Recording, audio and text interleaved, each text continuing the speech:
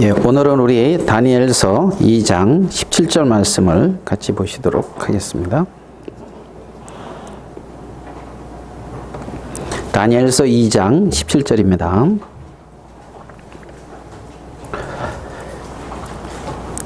이에 다니엘이 자기 집으로 돌아가서 그 동무 하나냐와 미사엘과 아사랴에게 그 일을 고하고 하늘에 계신 하나님이 이 은밀한 일에 대하여 긍휼히 여기사 자기 다니엘과 동무들이 바벨론의 다른 박사와 함께 죽임을 당치 않게 하시기를 그들로 구하게 하니라.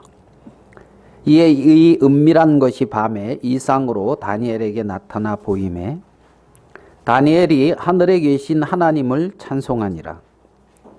다니엘이 말하여 가로되 영원 무궁히 하나님의 이름을 찬송할 것은 지혜와 권능이 그에게 있음이로다.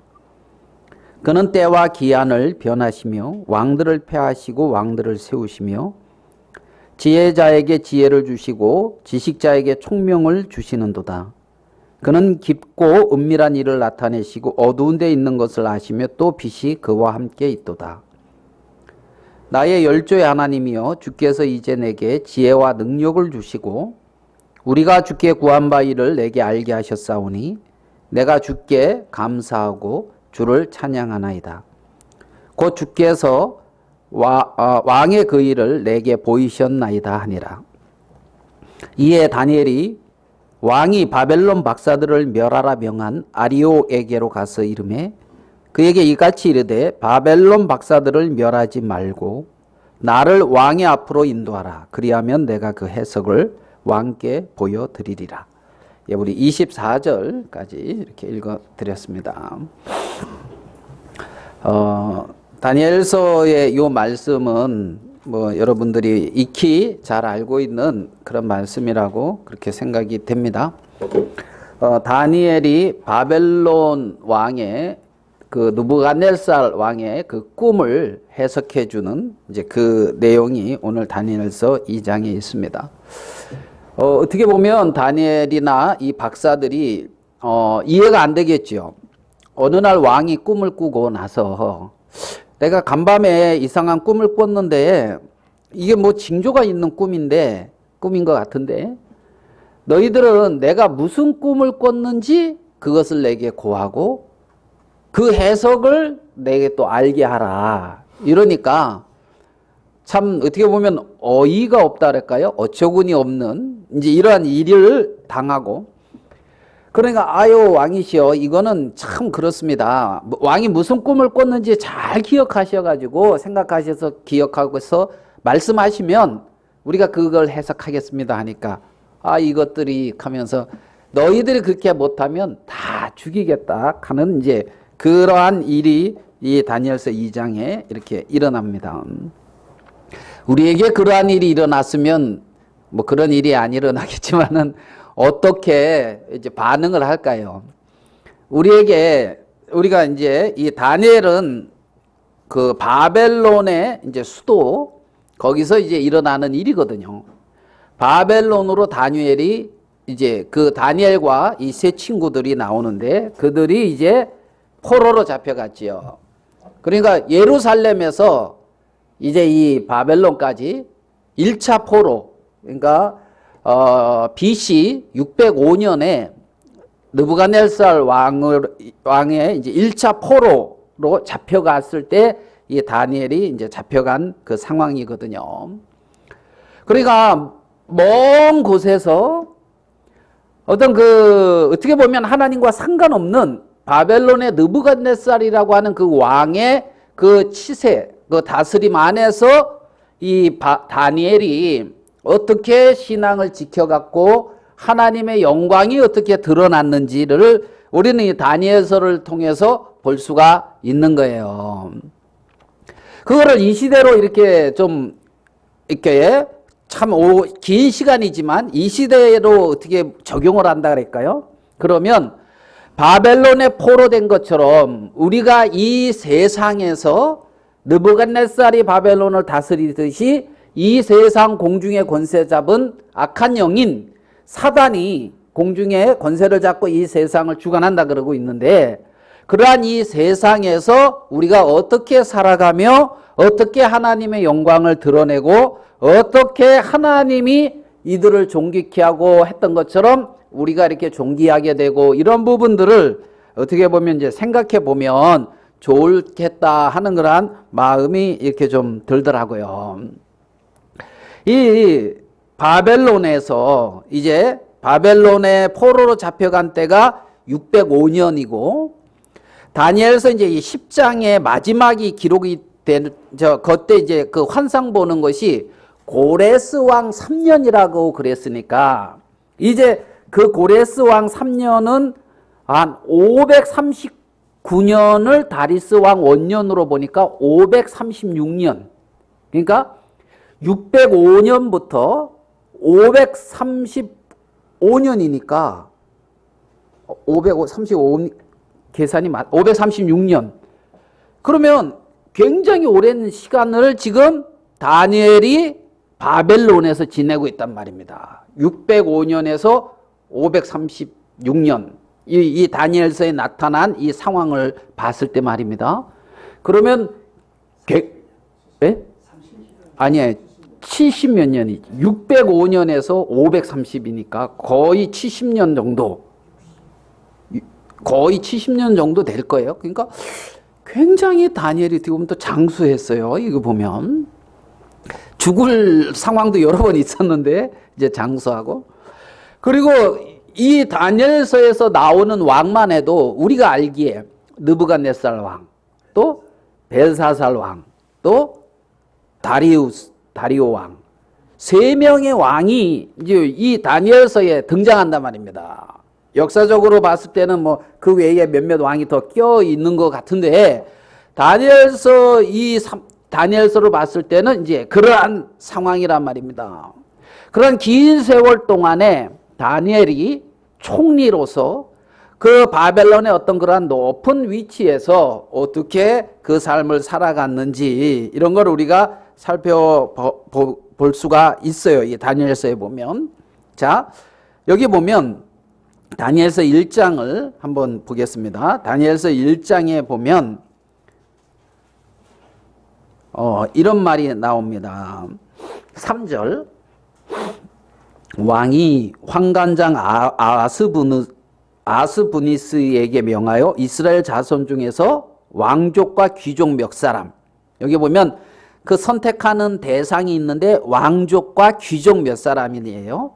그러면 다니엘과 이 세 친구가 왕족이든가 귀족이 출신이다 이런 것을 우리가 이제 생각할 수 있겠죠. 이스라엘에 곧 흠이 없고 아름다우며 모든 재주를 통달하며 지식이 구비하며 학문에 익숙하여 왕궁에 모실 만한 소년.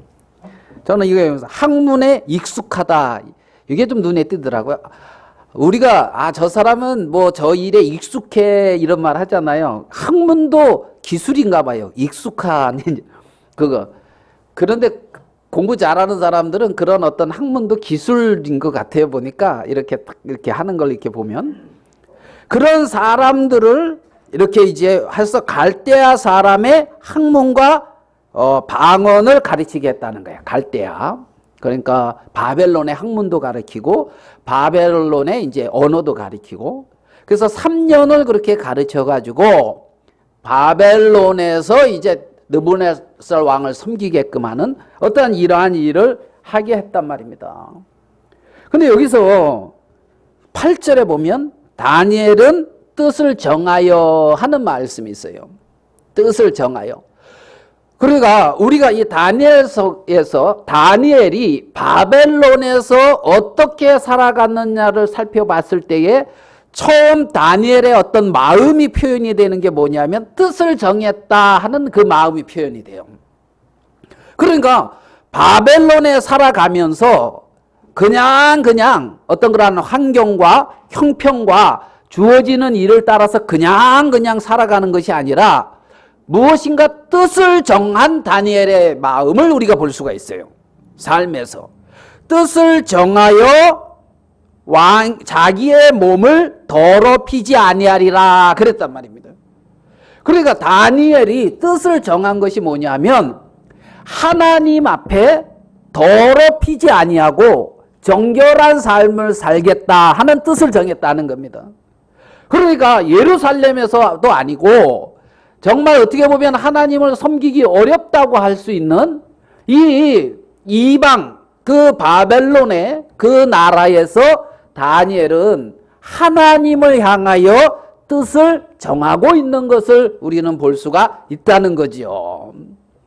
그러면 이 시대에 그리스도인들이 어떤 형편을 따라서 어떤 문제를 따라서 어떤 일들을 따라서 그냥 마치 그 어떤 강물에 뭐가 떠내려가듯이 세상 흐름에 그냥 이끌려 갈 것이 아니라 마음을 어떤 정하는 하나님 앞에 뜻을 정하는 내 인생을 하나님 앞에서 이러한 마음은 이거는 하나님 앞에 양보는 못하겠다 하는 것처럼 뜻을 정하는 어떤 그러한 삶이 어떤 그러한 이 다니엘의 어떤 그러한 삶의 바벨론에서의 시작점인 것을 우리는 볼 수가 있다는 겁니다. 그러니까 이제 마음의 뜻을 정한 삶. 나는 누구? 하나님의 백성이다. 나는 하나님의 속한 어떤 이방, 여기서는 살지만, 바벨론에 내가 포로로 잡혀서 지금 여기서 살긴 살지만, 나는 하나님을 섬기는 어떤 유대인, 이스라엘 백성, 약속의 후손이다는 어떤 그러한 자기의 어떤 정체성 안에서 어떤 뜻을 정하는 다니엘의 모습을 볼 수가 있단 말입니다. 그러니까 이제 우리가 1장에서 이 바벨론에서 살고 있는 이 다니엘의 어떤 그러한 모습을 이제 이 부분을 발견할 수가 있는데, 왕이 주는 걸 거절하면 문제가 생기겠다. 웬만하면 그런 이제 일차적인 생각이 다 들죠.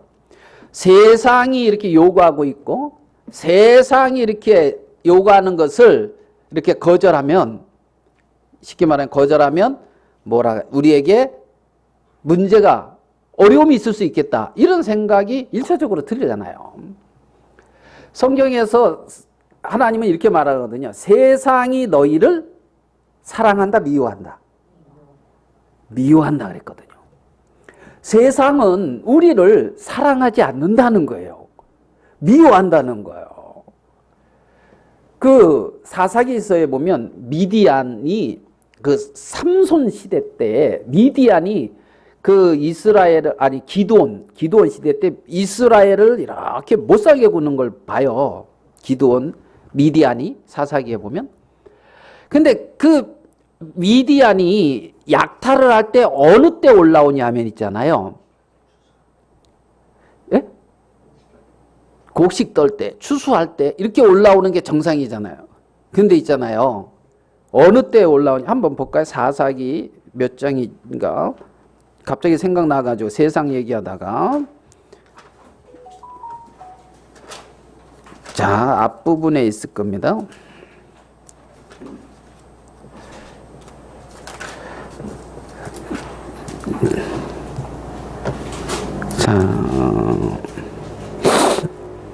자, 사사기 이제 6장인데요.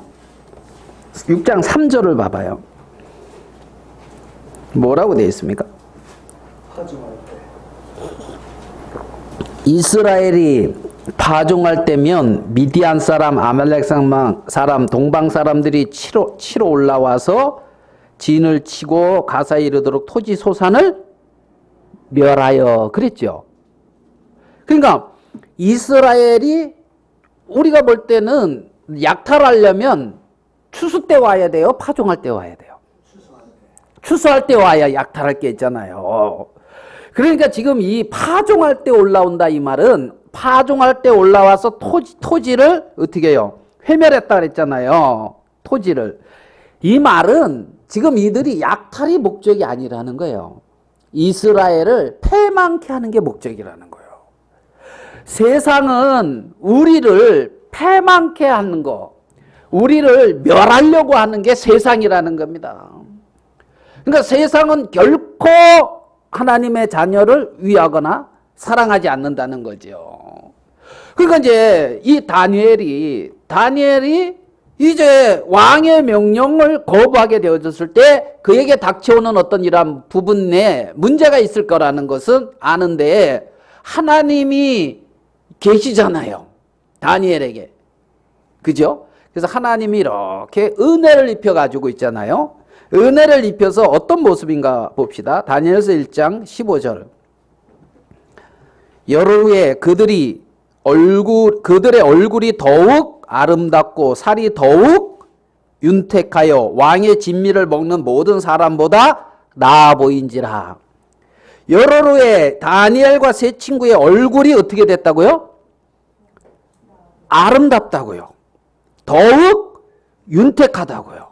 그러니까 하나님 앞에 정한 삶을 살고 채식을 먹듯이 하나님이 지정해 주신 어떤 양식, 어떤 이스라엘 백성들이 만나를 먹듯이 이 시대에 하나님의 자녀들이 하나님의 나를 믿는 자는 나로 인하여 살리라 하는 것처럼 사람이 떡으로만 사는 것이 아니라 여호와의 입에서 나오는 모든 말씀으로 살 것이라고 말씀하시는 것처럼 하나님의 백성들이 여호와로 말미암아 하나님의 말씀으로 살아가게 되어졌을 때에 모든 소년들의 얼굴을 비교해 보니까 왕의 진미를 먹는 사람들보다 윤택하고 보기 아름다웠다는 거예요. 보니까 윤택 안 한 거 보니까 요즘 맞아 세상과 많이 타협했나 봅니다. 그러니까 우리가 얼굴색을 이렇게 보면 얼굴이 밝고 막 이렇게 이제 막 그러면은 요즘 주님과 가까운가 보다. 꺼머쩍쩍하고 이제 뭔가 이렇게 그러면은 이게 지금 세상의 것을 많이 먹고 있나 보다. 그러면 우리 무슨 형제님인가? 난 원래부터 까만데 어쩌란 말이야. 이제 이럴 수가 이제 있죠. 이제 막 그럴 수도 있는데. 그래가지고 보기에 좋았다고요. 자, 두 번째 어떤 일이 생기냐면 17절을 봐봐요. 17절. 하나님이 이 네 소년에게 어떻게 했어요? 지식을 얻게 하시며 모든 학문과 재주에 명철하게 하셨다 그랬거든요. 두 번째, 이 다니엘과 세 친구들을 명철하게 했다고요. 누가? 하나님이.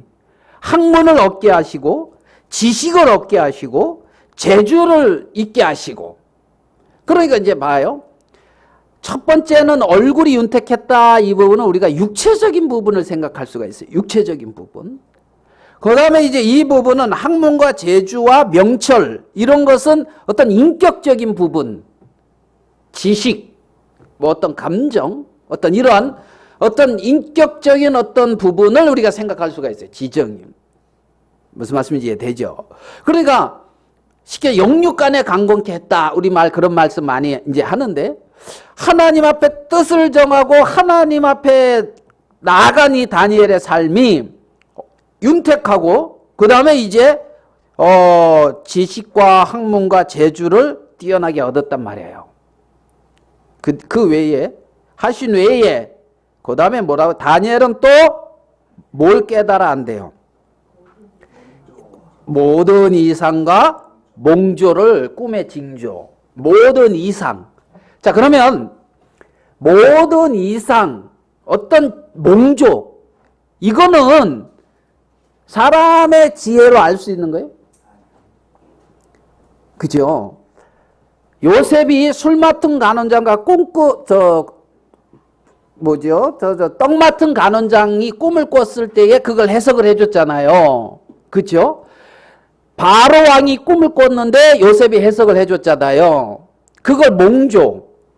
꿈으로서 하나님이 어떤 징조를 알려줬을 때에 그것을 알 수 있는 그것이 어떤 인간의 어떤 지혜나 어떤 인간의 어떤 지식으로 알 수 있는 세계가 아니잖아요.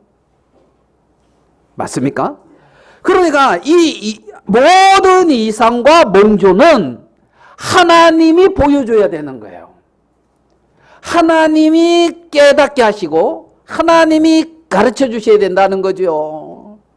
그러니까 이 다니엘은 지금 하나님이 이 세상의 어떤 지식도 얻게 하시고 하나님의 세계를 깨달을 수가 있고 어떤 하나님이 보여주시는 그러한 것들을 분별할 수 있는 이러한 어떤 지혜를 주셨단 말이죠. 지혜를. 제가 어디 가서 이제 식당에 와서 밥을 먹는데 가만히 보고 있는데 뭐 이거 징조 깨달았다 이런 말은 아니에요. 가만히 보고 있는데 그저께 저녁 금요일 날 저녁에 우리 정유재님하고 이제 통화하고 저 저녁 먹으러 이제 식당에 들어갔거든요. 근데 뉴스를 보니까 있잖아요. 플로리다주에 허리케인이 막 왔다는 거예요. 그래가지고 500년 만에 뭐 홍수닥하고 뭐 이렇게 그러더라고요. 그래서 앉아서 야, 홍수가 심하구나. 그게 이제 딱 끝나더니만 그 다음에 뭐가 나오냐면 우크라이나 전쟁이 나오더라고. 우크라이나 전쟁. 그러면서 그걸 보면서 여러분 무슨 생각이 나요? 큰 홍수와 우크라이나 전쟁. 그 다음에 이제 코로나. 뭐 이런 거 있잖아요. 온역. 자, 홍수와 전쟁과 어떤 온역과 또 뭐 이런 것들이 이렇게 하면 여러분 머리에 이렇게 떠오르는 생각이 있을 거 아니에요. 무슨 생각이 떠오릅니까? 세상 살기 어렵구나. 이 어려운 세상 어떻게 살고 뭐 이런 거 떠오릅니까? 하나님이 말세에 이런 징조가 있다고 했는데 노아의 때와 같이 하나님이 갑자기 오신다 그랬는데 그러면서 하나님과 연결이 되잖아요. 절대 안 되던데? 이러지 않죠? 그게 뭐냐? 말씀과 연결이 된단 말이에요. 우리가 그 생각을 왜 해요? 성경에 글이 돼 있으니까 그걸 기록한단 말이에요. 그런 생각을 한단 말이에요. 그러니까 말씀을 깨달을 수도 있다. 이것도 하나님이 베풀어 주신 놀랍고 큰 은혜란 말입니다. 놀랍고 큰 은혜. 자, 지금 다니엘은 1장에서 하나님 앞에 마음을 정하고 하나님 앞에 정결하고 구별된 어떤 그러한 삶을 시작을 했는데 하나님이 다니엘에게 끊임없이 어떻게 보면 역경이 올 수도 있지만 은혜를 베풀어 가시고 다니엘을 아름답게 바꿔 가시며 세상 사람들이 알 수 있는 것 넘어 은밀한 그러한 세계를 하나님의 어떤 그러한 징조를 알 수 있는 이러한 세계로 다니엘을 이끌어가고 있는 걸 우리가 볼 수가 있단 말입니다. 그래서 다니엘이 그런 가운데 사는데 이제 2장에 오늘 읽은 본문에 뭐가 와 있냐면 이제 그 꿈, 이제 징조, 몽조를 깨달아 안다 그랬는데 이제 그 꿈이 느부갓네살 왕이 꿈을 꾸고 있잖아요. 꿈을 말해주고 해석하라는 거지. 아주 어려운 문제를 냈어요. 어려운 문제. 그러니까 이러한 일이 딱 닥쳤을 때에 사람들은 어떻게 생각이 흘러가야 정상입니까? 그 시대장 아리옥입니까? 그쵸?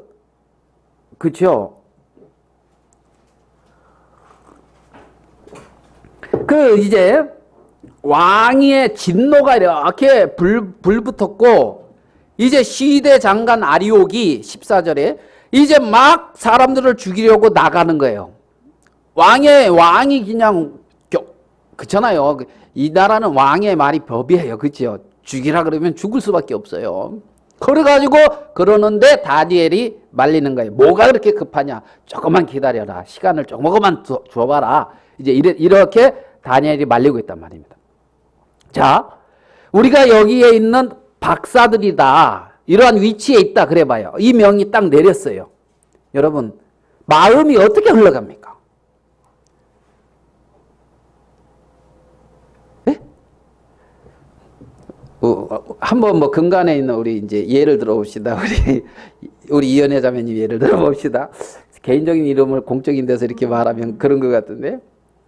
암이다. 아산병원에서 암이다. 이래가지고 있잖아요. 어떻게 치료할지 봅시다 하고, 그러고 이제 형편을 봤을 때 우리가 옆에서 봐도 자매가 힘이 없고 기력이 세한 것 같고 이제 막 이제 그래요. 계단도 올라오기 힘들다 그러고 방 안에 있고 나가기도 힘들고 장에 갔다 온 게 크게 내가 큰 맘 먹고 장에 갔다 오고 우리는 뭐 큰 맘 먹을 필요 없이 돈 있으면 얼마든지 갈 수 있는데 이제 큰 맘 먹고 갔다. 뭐 이런 형편들을 딱 봤을 때 많이 안 좋다. 코로나 뭔지 그걸로만 생각했는데 뭐 그렇다 하고 그런 게 딱 이제 다쳤다 이거지. 그러면은 마음이 어떻게 흘러가요?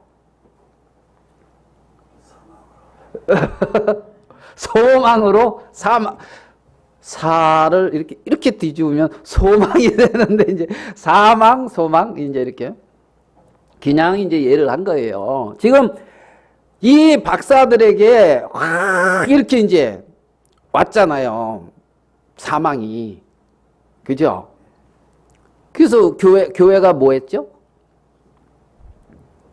기도했잖아요. 우리 이현희 자매님. 교회가 기도했잖아요. 막 같이 기도했는데, 뭐, 그 다음에 이제 그 문제가 아무 문제 없이 이제 딱 해결되니까 감사하죠. 예, 감사하고, 함께하는 하나님도 감사하고, 이제 피아노 계속 칠 수 있어서 감사하고, 이제 피아노 없으면 하참 골치 아픈데, 뭐, 이제 감사한 일이 많잖아요. 자, 그러면 이 박사들은 어떻게 했냐는 거예요, 여기. 그죠?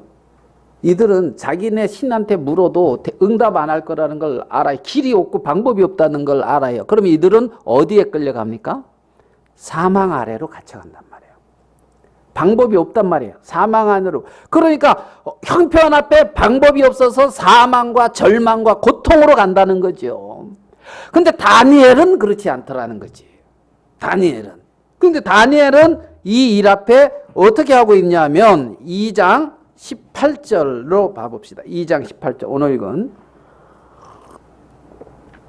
2장 18절에 하늘에 계신 하나님이 이 은밀한 일에 대하여 긍휼히 여기사 자기 다니엘과 동무들이 바벨론의 다른 박사와 함께 죽임을 당치 않게 하기를 그들로 뭐하고요? 구하게 아니라. 그러니까 하늘에 계신 하나님께 구하게 하니라. 아멘 되십니까? 그러면 지금 이 2장에서 나타나고 있는 다니엘의 마음은 1장에서는 뜻을 정하고 2장에서는 어떤 일들 앞에 하늘에 계신 하나님께 구하는 삶을 살고 있는 걸 우리는 볼 수가 있단 말입니다. 그러니까 제가 이 다니엘서에서 다니엘의 어떤 그러한 승리의 삶, 하나님의 영광이 드러나는 삶, 그 삶을 제가 이렇게 쭉 읽으면서 살펴봤을 때에 다니엘서 1장, 2장에 나타나는 이것을 기점으로 해서 이 삶이 다니엘에게 계속해서 이어져 가고 있는 걸 볼 수가 있단 말입니다.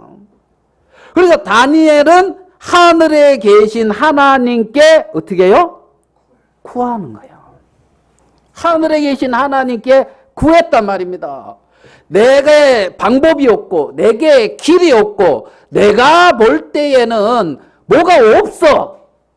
방법이 없잖아요. 이거 꿈을 어떻게 알아. 그런데 하늘에 계신 하나님께 구하기 아니라 그러면 다니엘에게는 지혜가 없는데 다니엘에게는 방법이 없는데 하나님에게 지혜가 없고 하나님에게 방법이 없을까요? 우리가 알지. 하나님에게 지혜가 있고 하나님에게는 방법이 있다는 것을.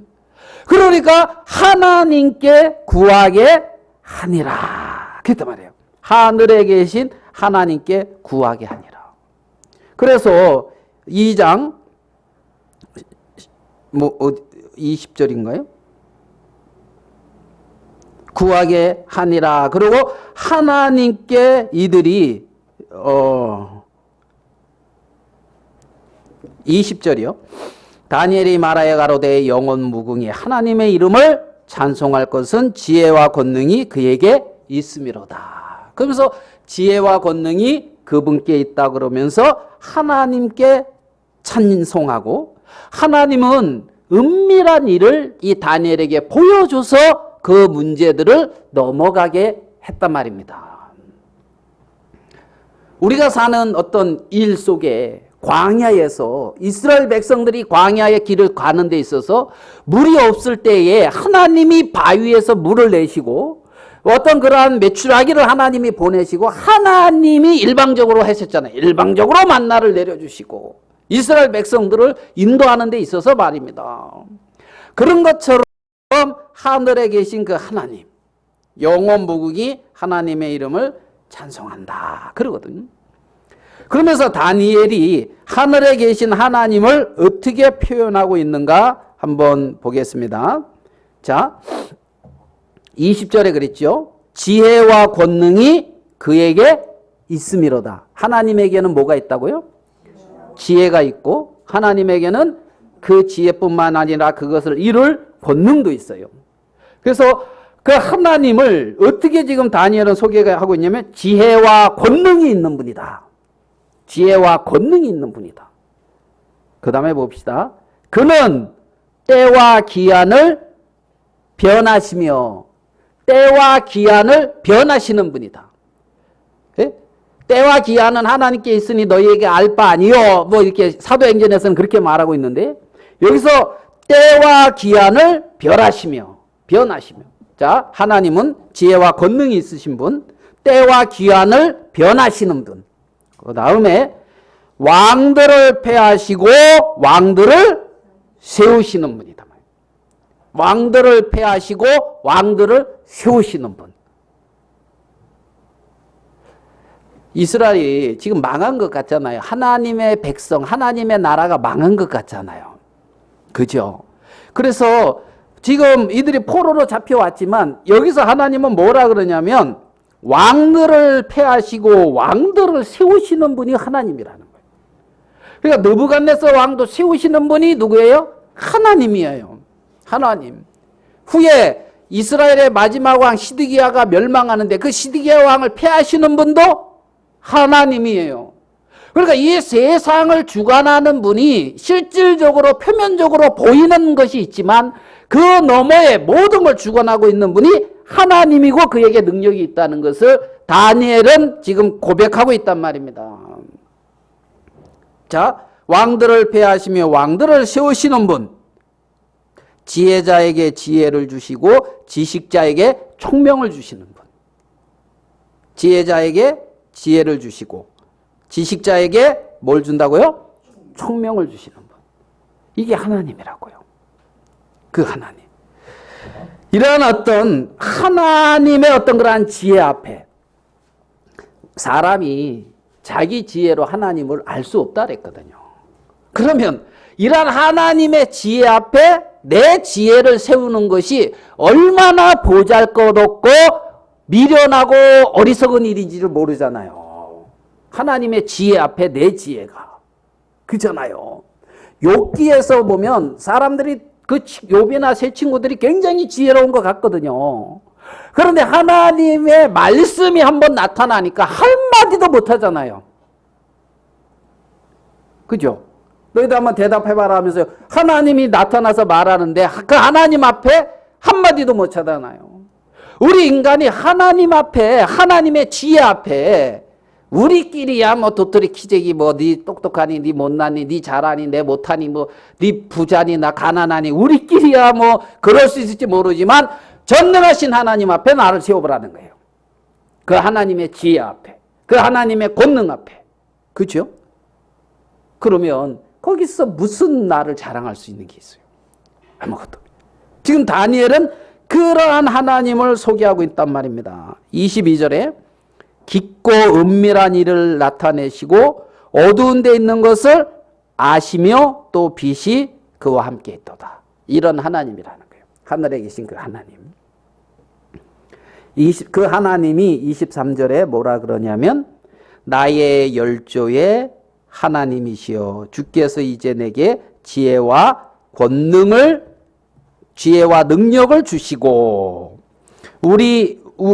우리가 주께 구한 내게 지혜와 능력을 주시고 우리가 주께 구한 바 일을 내게 알게 하셨사오니 내가 주께 감사하고 주를 찬양하나이다. 곧 주께서 왕의 그 일을 내게 보이셨나이다. 그랬습니다. 23절에 열조의 하나님. 자, 다니엘이 표현하는 걸 봐요. 하늘의 하나님. 하늘의 그 하나님이 무슨 하나님? 열조의 하나님이에요. 우리 조상의 하나님이라는 거예요. 우리 조상들이 믿은 하나님이라는 거예요. 그래서 하늘의 하나님, 열조의 하나님. 그 하나님이 내게 뭘 줬다고요? 지혜와 능력을 주었고 내가 구한 일을 내게 보였고 그래서 내가 주께 감사하고 주를 찬양합니다. 그렇게 말했단 말이에요. 그럼 우리가 다니엘서 1장과 2장에서 다니엘의 어떤 마음은 뜻을 정하고 하나님을 구하는 삶이에요. 하나님 앞에 뜻을 정하고 하나님을 구하고 하나님으로 사는 그 삶. 그게 바벨론에서 사는 지혜란 말입니다. 다니엘이 바벨론에서 살듯이 우리가 그러면 이 세상에서 사는 어떤 그러한 지혜가 우리는 이 다니엘을 통해서 그 지혜를 배울 수가 있는 거예요. 여러분 우리가 그 잘 아시는 성막을 한번 살펴봅시다. 성막 잘 알죠? 성막을 들어가려면 처음에 뭘 통과해야 돼요? 문을 통과해야죠. 자, 문을 딱 통과해서 들어갔습니다. 그 문은 뭘 의미합니까? 예수님. 그래서 우리가 예수님을 통해서 하나님의 세계에 지금 들어가는 걸 말해요. 문 대신 예수님. 나는 양의 문이다. 문을 통과해서 딱 앞에 보이는 게 뭡니까? 번제단입니다. 번제단은 뭐예요? 속죄예요. 죄사함이고 하나님과의 어떤 화목이에요. 그렇죠? 그럼 처음에 들어가서 만나는 게 뭐? 번제단. 칭의를 받았다. 죄사함을 받았다. 의롭게 됐다. 하나님에게 자녀가 됐다. 번제단입니다.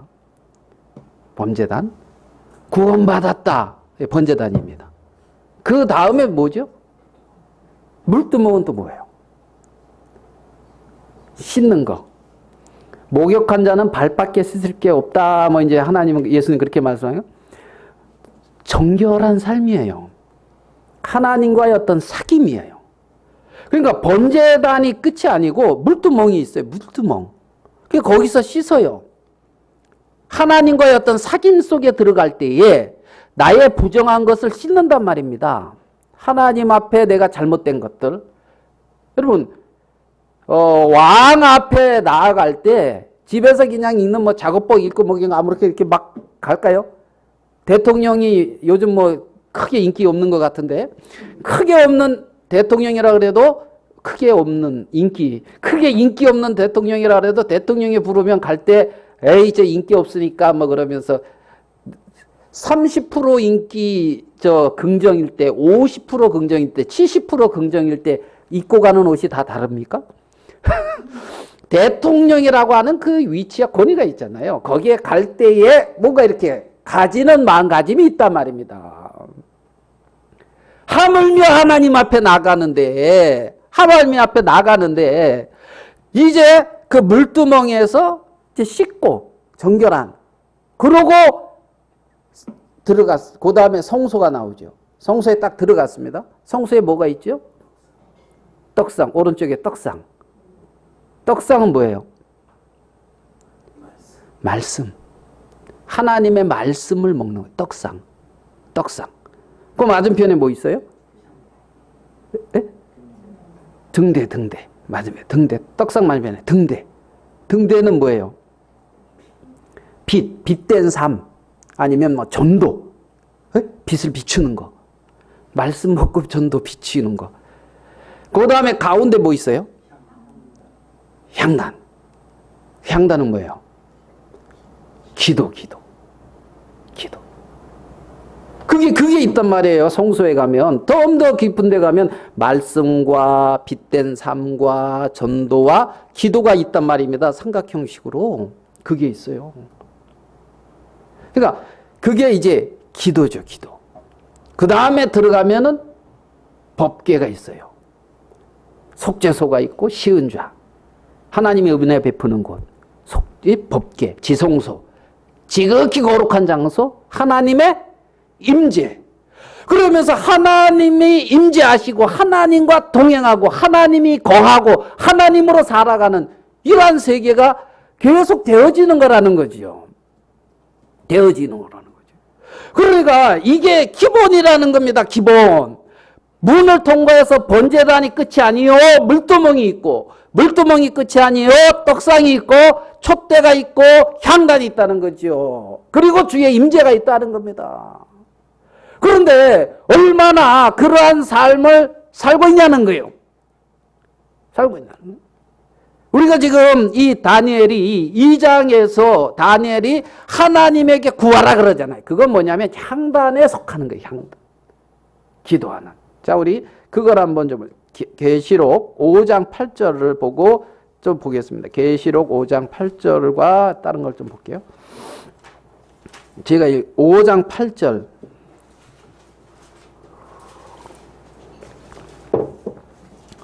책을 취하심에 내 생물과 24장로들이 어린 양 앞에 엎드려 각각 검은과 향이 가득한 근 대접을 가졌으니 이 향은 뭐라 그랬어요? 예, 향이 성도들의 뭐다? 기도라는 거. 기도. 그게 하나님 앞에 올라가고 있다는 거예요. 하나님 앞에. 자, 그러면 출애굽기 30장으로 가볼게요. 출애굽기 30장.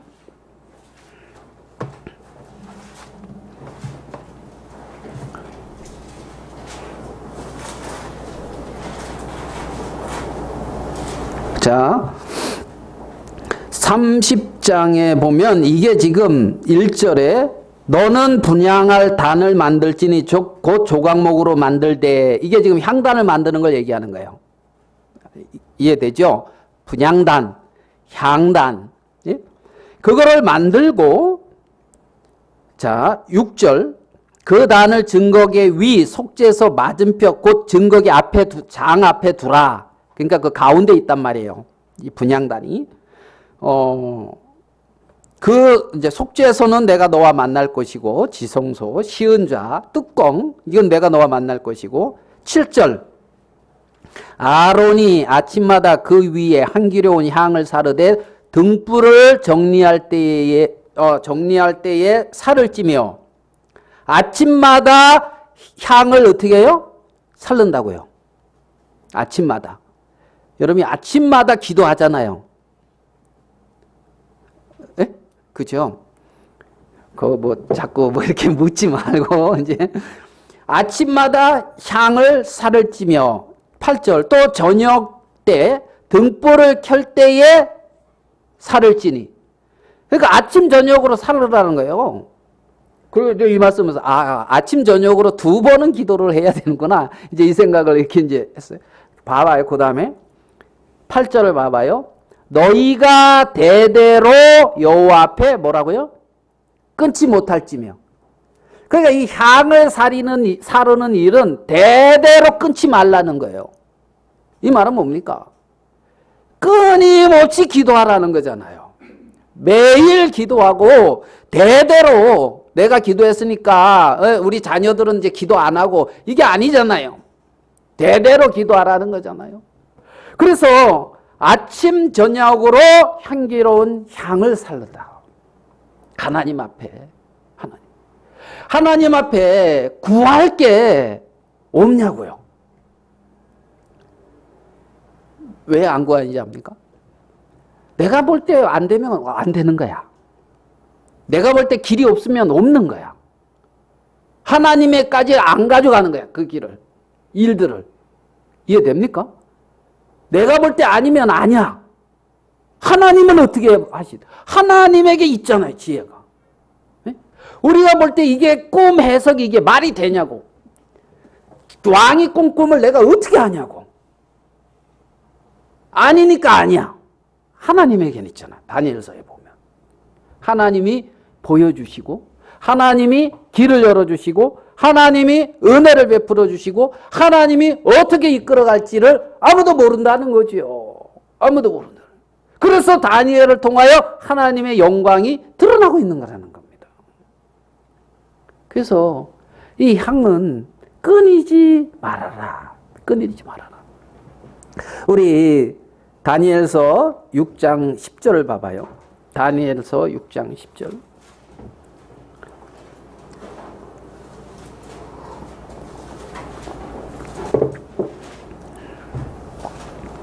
다니엘서 6장 10절. 다니엘이 이 조소에 어인이 찍힌 것을 알고도 자기 집에 돌아가서는 그 방에 예루살렘으로 향하여 열린 창하에서 전에 행하던 대로 하루 3번씩 무릎 꿇고 기도하며 그 하나님께 감사하였더라. 그러니까 다니엘은 하루에 몇 번 하나님께 기도했다는 거예요? 공식적으로 3번. 하루 3번. 예루살렘을 향하여 창을 열어놓고 무릎을 꿇고 기도했다는 거예요. 하루 몇 번? 3번. 다니엘은.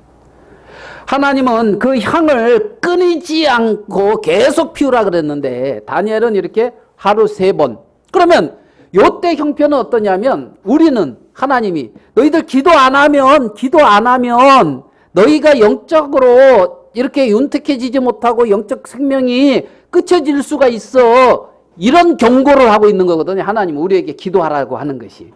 맞습니까? 하나님은 그런 마음으로 기도하라고 그러고 있어요. 그런데 여기서 다니엘은 기도하면 죽인다는 거예요. 뭐라고요? 기도하면 사자굴에 집어넣는다는 거예요. 그럼 해야 돼, 안 해야 돼? 자, 봐봐요. 기도 안 하면 영적으로 죽는다. 그러니까 해라. 하면 산다. 그래도 안 해. 뭐 여러 번 그랬다는 게 아니라 제가 그런 속성이 있다는 얘기예요. 제가. 그러니까 기도해야 된다. 이거 끊이지 말고 향을 살라야 된다. 이건 성도들의 기도다. 이렇게 하고 하라 그러는데 안 해. 다니엘은 기도하면 사자굴에 집어넣는다 그러는데 해. 이게 어떻게 되는 거냐. 차이점을 좀 알겠습니까? 다니엘의 어떤 신앙. 다니엘.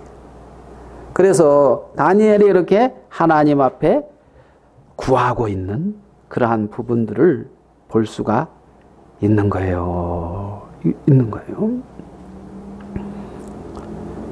다니엘의 기도 내용을 조금만 좀 보겠습니다. 다니엘서 9장으로 가서 다니엘이 어떻게 기도하고 있나 좀 봅시다. 다니엘서 9장 3절. 내가 금식하여 베옷을 입고 제틀을 무릅쓰고 주 하나님께 기도하며 간구하기를 결심하고. 이제 하나님 앞에 뭘 놓고 또 간구하기를 결심했어요, 다니엘이. 자, 다니엘의 어떤 기도 방법이에요. 다니엘이 어떻게 기도하고 있는지. 4절. 하나님께 여호와께 기도하며 자복하여 이르기를 크시고 두려워할 주 하나님. 그랬어요. 여기서 보면 처음에 나오는 말이 뭐냐면 자복이에요. 자복. 패역한 자신을 고백하는 거예요. 내가 이렇게 하나님 앞에 악하다. 우리 열조가 하나님 앞에 이렇게 악을 행했습니다. 우리 열조가 이렇게 하나님의 말씀을 청종치 아니했습니다. 내가 이렇게 하나님의 말씀을 청종치 않는 악한 자입니다는 것을 고백하는 거예요. 자복. 육신을 입고 살고 있는 우리가 하나님의 음성을 듣고 주님 앞에 나가는 그런 부분에 있어서 굉장히 거스리고 이런 부분들을 싫어하고 있는 우리의 어떤 근본 본질이 있거든요. 본질이. 그 본질을 하나님 앞에 인정하는 거예요. 그래서 우리는 저주받을 수밖에 없는 자인 것을 시인하는 거예요. 첫 번째가. 하나님, 우리가 이런 자입니다. 이런 자에게 뭐가 필요하냐? 이런 자에게 뭐가 필요하냐? 은총이 필요하단 말입니다. 은총. 자, 9장 13절. 모세의 율법에 기록된 대로 이 모든 재앙이 우리에게 이미 임하였사오니 우리는 우리의 죄악을 떠나고 주의 진리를 깨닫도록 우리 하나님 여호와의 은총을 간구치 아니하였나이다. 그러니까 뭘 간구하고 있어요? 은총. 여호와의 은총을, 죄악을 떠나게 하고 주의 진리를 깨닫도록 하나님 우리에게 은총을 뭐하여 주십시오? 베풀어 주십시오. 그러니까 하나님 앞에 근본 하나님과 상관없고 거스리고 있는 나, 예? 근본. 그렇기 때문에 당신의 긍휼이 필요합니다.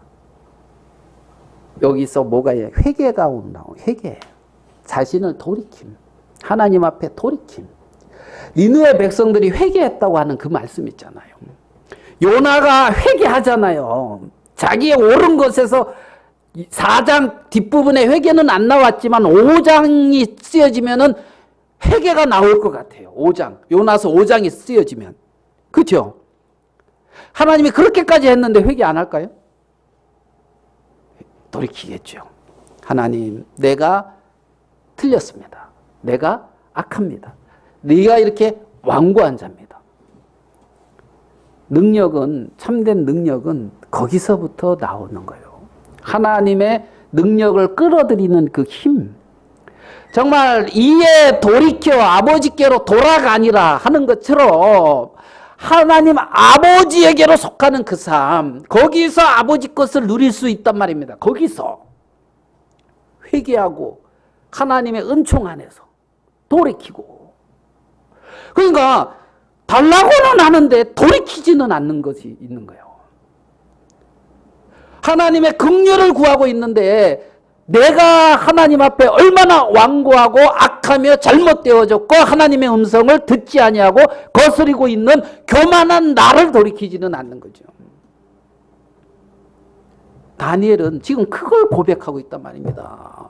이스라엘이 왜 망했습니까? 여호와의 말씀을 안 들었기 때문입니다. 우리 열조가, 우리가 그렇게 하나님 앞에 패역한 자들입니다. 이러면서도 당신의 긍휼을 구하지 않았습니다. 하나님 앞에 돌이키고 긍휼을 구하는 거예요. 긍휼을 구하는 거예요. 이게 두 번째란 말입니다. 자복, 그 다음에 긍휼. 자복, 긍휼.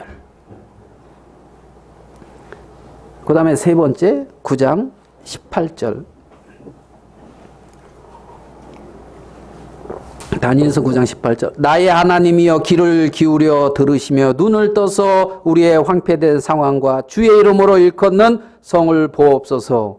우리가 주의 앞에 간구하는 것은 우리의 의를 의지하여 하는 것이 아니요 주의 큰 긍휼을 의지하여 함이오니. 세 번째, 내 의를 의지해서 하는 것이 아닙니다. 당신의 큰 긍휼을 의지해서 구하고 있는 것입니다. 그렇게 이제 구하는 거예요.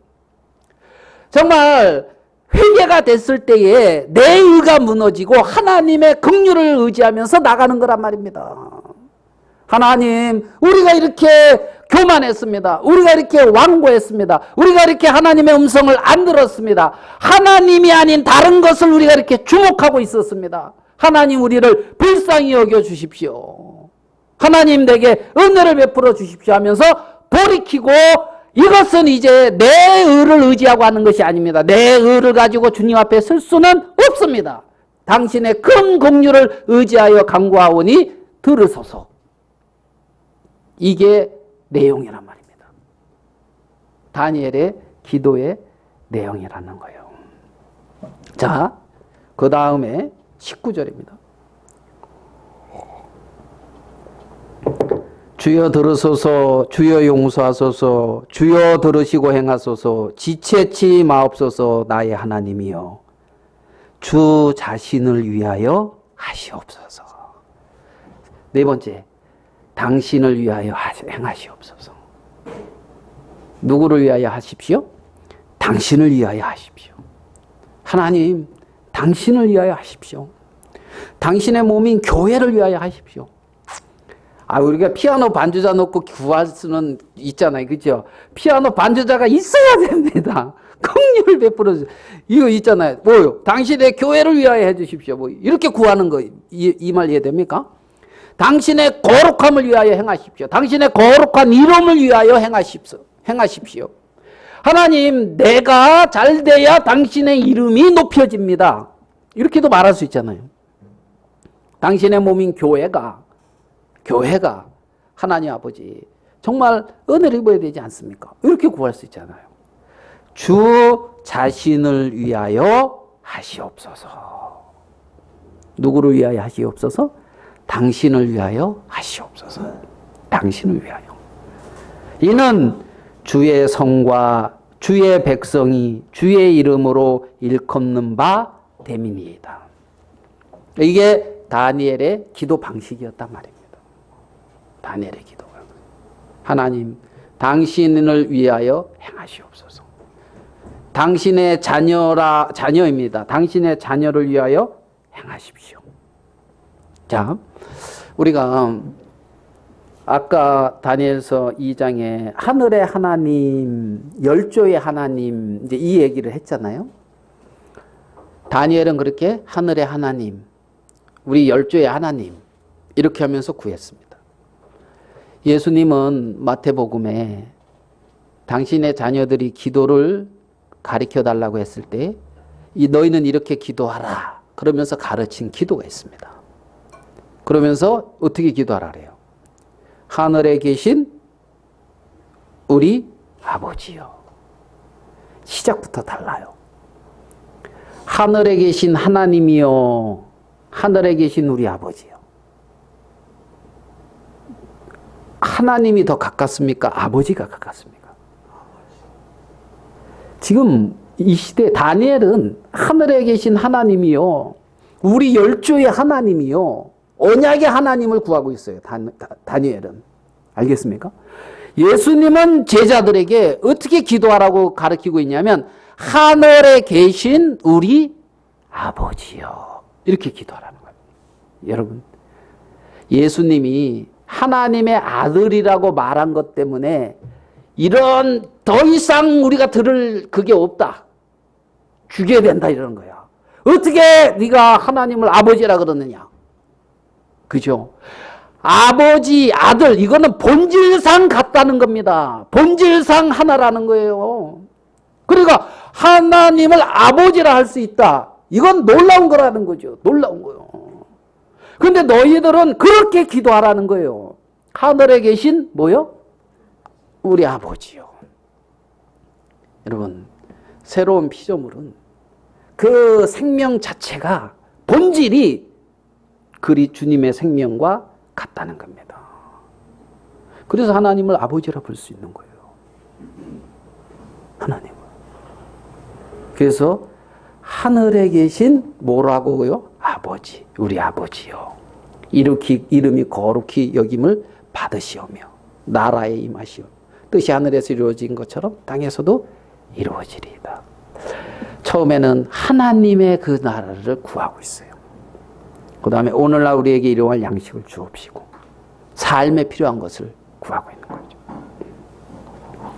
우리 아들이 좀 어려울 것 같아가지고 이제 수시로 기도를 좀 하면서 또 한번 오면 전화했어요. 그러니까 우리 아들한테 아버지 기도해 주세요 그러더라고요. 네가 해, 너도 해. 그러니까 자기는 기도하기가 조금 부끄럽대. 어떤 부분이 그러니까 자기는 자기 욕망을 위해서만 기도하는 것 같아서 기도하기가 좀 그렇다. 야, 하나님은 일용할 양식을 위해서도 기도하라 그랬어.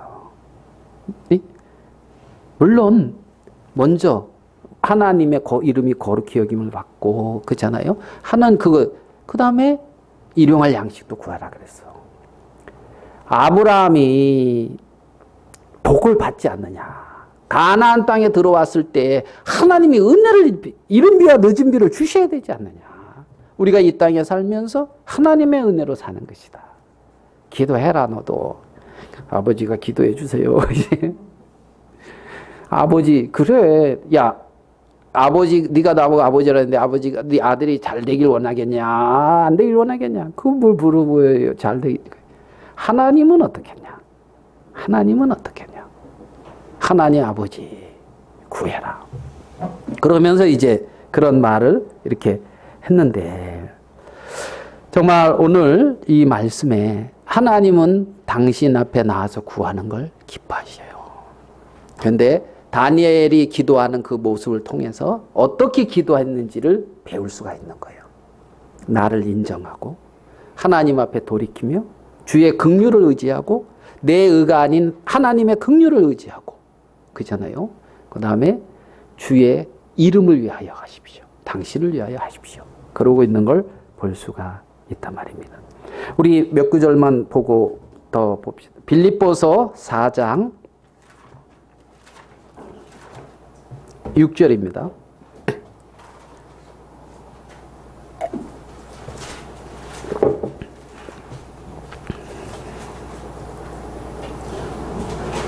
(4장 6절) 아무것도 염려하지 말고 오직 모든 일에 기도와 간구로 너희 구할 것을 감사함으로 하나님께 아뢰라.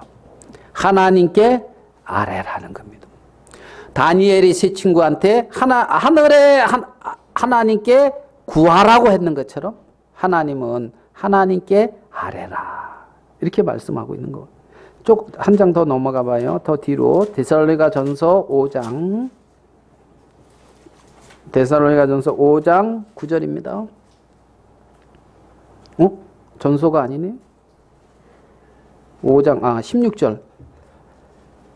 항상 기뻐하라. 쉬지 말고 기도하라. 그 향이 끊어지지 않게 하라. 그죠? 분향단에서 향이 끊어지지 않게 하라. 쉬지 말고 뭐 하라? 기도하라. 하나님이, 예수님이 우리에게 바울을 통하여 하고 있는 말씀을 두 구절만, 뭐 많지만 두 구절만 이렇게 찾아봤습니다. 바울과 같이, 바벨론과 같은 이 세상에서 다니엘처럼 승리할 수 있는 그러한 삶의 기본은 하늘에 계신 우리 하나님이 우리 아버지다. 하늘에 계신 우리 하나님이 아버지다. 두 번째, 그 아버지 앞에 구별되고 정한 삶을 살 것이다. 자녀로서. 세 번째, 아버지를 구하겠다. 우리의 필요는 아버지께 있다. 아버지는 당신의 모든 것을 갖추고 아버지께 나오기를 원하고 있다는 겁니다. 청교도 혁명을 일어났을 때 그것을 청교도들이 승리할 수 있도록 이끈 그 사람이 누구냐면 크로멜이라는 사람입니다. 들어봤습니까? 역사 시간에 세계사 올리버 크로멜. 그래가지고 이제 정권을 이렇게 잡았지요. 잡은 이제 클로멜이라고 있는데 그 사람이 친구한테 그렇게 말했대요. 어떤 사람이 무릎 꿇고 있는 걸 보면서 내 동상을 만들 때는 저렇게 만들었으면 좋겠다. 어떻게? 무릎 꿇고 있는 모습이. 하나님께 무릎 꿇고 있는 저 모습이 가장 영광스러운 모습이다. 클로멜이 그렇게 말했다 하거든요. 하나님께 무릎 꿇고 있는 저 모습이 가장 영광스러운 모습이다. 나의 동상을 혹시 만든다면 무릎 꿇고 있는 저 모습으로 만들어줘라. 그랬다 하거든요.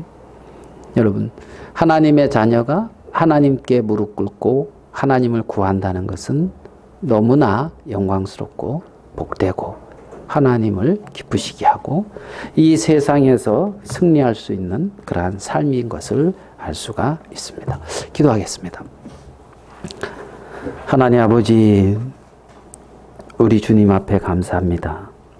크신 은혜를 잊고 이 땅에 살면서 육체를 잊고 연약에 쌓여 살 때가 많은 걸 고백합니다. 주님, 우리를 불쌍히 여기셔서 당신의 자녀들 이 세상에 살아가는 모든 동안에 지혜를 주시고 하나님의 영으로 복되게 하시고 충만케 하시고 필요를 채우시고 당신의 거룩한 이름이 영광을 받기에 부족함이 없도록 역사하여 주시옵소서. 오늘 우리에게 귀한 시간 주시고 하나님을 경배할 수 있는 복을 주신 것을 감사합니다. 주님께 영광을 돌립니다. 예수님의 이름으로 기도드리옵나이다. 아멘. 우리 찬송가